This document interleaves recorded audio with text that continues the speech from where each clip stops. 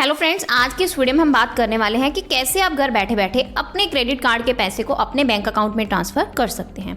तो आज की वीडियो आप सबके लिए बहुत ही इंपॉर्टेंट रहने वाली है, तो इस वीडियो का आपने कोई भी पार्ट मिस नहीं करना, कंप्लीट वीडियो को वॉच करना है। तो सबसे पहले आपने अपने मोबाइल फ़ोन में चेक एप्लीकेशन को इंस्टॉल करना है। तो इस ऐप को कैसे इंस्टॉल करना है इसका लिंक आपको डिस्क्रिप्शन बॉक्स में मिल जाएगा। आप जैसे ही उस लिंक पर क्लिक करोगे तो कुछ इस टाइप का इंटरफेस आपके सामने शो होगा। तो यहाँ सबसे पहले हमने अपना मोबाइल नंबर एंटर करना है, देन दोनों चेक बॉक्सेस को सिलेक्ट करना है और गेट ओटीपी के ऑप्शन पर क्लिक करना है। अब नेक्स्ट पेज पर हमसे कुछ परमिशंस मांगी गई हैं, हमने इन सब परमिशंस को अलाउ करना है और कंटिन्यू के ऑप्शन पर क्लिक करना है। अब हमसे यहाँ पर और जो परमिशंस मांगी गई हैं हमने उनको भी अलाउ करना है। अब हमारे मोबाइल नंबर पर वेरिफिकेशन के लिए एक ओटीपी सेंड किया जाएगा, हमने वो सेम ओटीपी यहाँ पर एंटर करना है। अब नेक्स्ट पेज पर हमें अपना जो फेस आईडी लॉक है उसको एनेबल करना है, तो इसके लिए हमने नीचे एनेबल नाउ के ऑप्शन पर क्लिक करना है। अब हमने यहाँ पर परमिशंस को फिर से अलाउ करना है, देन हमने अपनी डिटेल्स एंटर करनी है। सबसे पहले हमने अपना फर्स्ट नेम एंटर करना है, देन लास्ट नेम एंटर करना है, ईमेल आईडी एंटर करनी है और कंटिन्यू के ऑप्शन पर क्लिक करना है। अब इतना करने के बाद आप यहाँ देख सकते हैं तो हमारी जो क्रेडिट प्रोफाइल है वो सेटअप हो रही है। तो कुछ इस टाइप का इंटरफेस आपको शो होगा। तो अब हमने यहाँ पर स्किप के ऑप्शन पर क्लिक करना है, देन हमें यहाँ पर हमारा जो सिबिल स्कोर है वो भी शो होगा। तो चेक एप्लीकेशन की हेल्प से हम यूटिलिटी बिल पे कर सकते हैं। आप अपना जो रिचार्ज है, फास्टैग रिचार्ज करना चाहते हैं वो कर सकते हैं, मोबाइल रिचार्ज करना चाहते हैं वो कर सकते हैं, यानी भी किसी भी टाइप का कोई रिचार्ज करना चाहते हैं वो भी आप इस एप्लीकेशन की हेल्प से कर सकते हैं। तो नीचे हमें यहाँ पर बहुत सारे ऑप्शंस और भी शो होंगे, जैसे कि रिवार्ड्स। तो रिवार्ड्स पर अगर आप क्लिक करते हैं तो यहाँ पर आपको चिप बैलेंस शो होगा कि आपका इस एप्लीकेशन में कितना बैलेंस कलेक्ट हो चुका है, वो आपको यहाँ पर देखने को मिलेगा। देन नीचे कार्ड्स वाला ऑप्शन है, अगर आप इस ऑप्शन पर क्लिक करते हैं तो आप यहाँ पर अपने बिल की पेमेंट कर सकते हैं। तो अब हम इस वीडियो में अपने क्रेडिट कार्ड के पैसे को बैंक अकाउंट में ट्रांसफ़र करना चाहते हैं, तो इसके लिए हमने यहाँ पर यूटिलिटीज़ वाले ऑप्शन पर क्लिक करना है। अब हमारे पास यहाँ पर ट्यूशन फीस, स्कूल फीस और एजुकेशन फीस से रिलेटेड ऑप्शंस हैं। तो इसका मतलब क्या है कि आप अपने क्रेडिट कार्ड का जो पैसा है वो अपने बैंक अकाउंट में ट्रांसफ़र किस लिए करना चाहते हैं, यानी कि आपका पर्पस क्या है। आप स्कूल फीस पे करना चाहते हैं, ट्यूशन फीस पे करना चाहते हैं या फिर अपनी एजुकेशन फीस पे करना चाहते हैं। तो हम यहाँ पर क्या करेंगे, एजुकेशन फ़ीस वाला ऑप्शन सिलेक्ट करेंगे।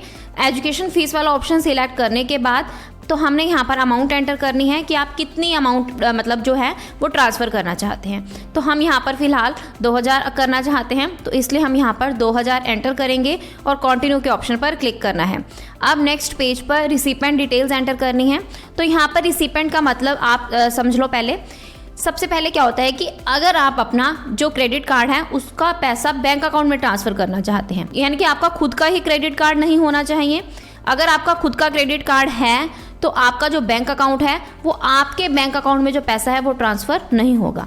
मीन्स या तो आपका क्रेडिट कार्ड है और या फिर आपका बैंक अकाउंट है, यानी कि दोनों में से एक चीज़ आपकी होनी चाहिए। यानी कि अगर आपका क्रेडिट कार्ड खुद का है तो आप अपने ही बैंक अकाउंट में जो ट्रांसफ़र है वो नहीं कर सकते, वो आप किसी भी अपने फ्रेंड, फैमिली मेम्बर, किसी के भी अकाउंट में ट्रांसफ़र कर सकते हैं।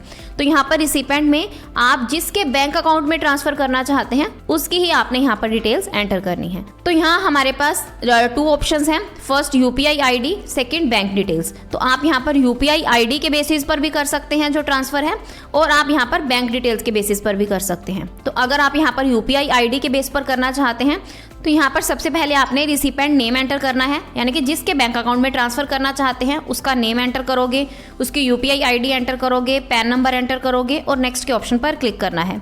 तो अगर आप बैंक डिटेल्स के बेसिस पर करना चाहते हैं तो आपने यहाँ पर बैंक डिटेल्स वाला ऑप्शन सिलेक्ट करना है, रिसिपेंट नेम एंटर करना है, यानी कि अकाउंट होल्डर का नेम एंटर करना है, बैंक अकाउंट नंबर एंटर करना है, आईएफएससी कोड एंटर करना है, पैन नंबर एंटर करना है और नेक्स्ट के ऑप्शन पर क्लिक करना है। तो इतना करते ही आप यहाँ देख सकते हैं हमारा जो सेविंग्स अकाउंट है वो ऐड हो चुका है। अब नीचे हमने अपना जो क्रेडिट कार्ड है उसको ऐड करना है, तो इसके लिए हमने यहाँ पर ऐड न्यू कार्ड के ऑप्शन पर क्लिक करना है।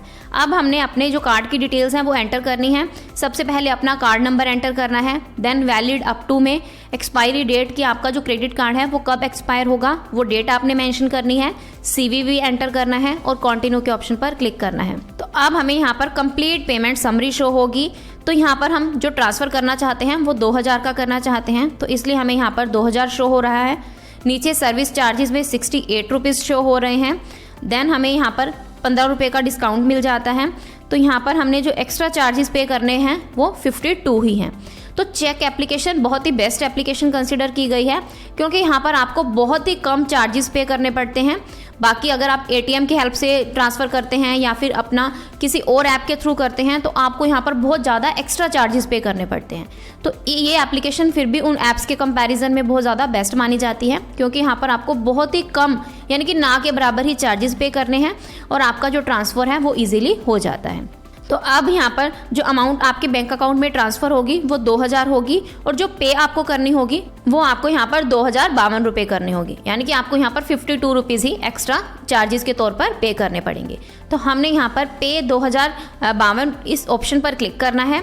अब हमारी जो पेमेंट है वो प्रोसेस हो रही है, हमने यहाँ पर थोड़ा वेट करना है।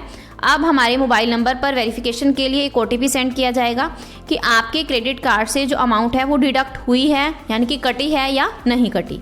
तो अब हमने यहाँ पर वो सेम OTP एंटर करना है और सबमिट के ऑप्शन पर क्लिक करना है।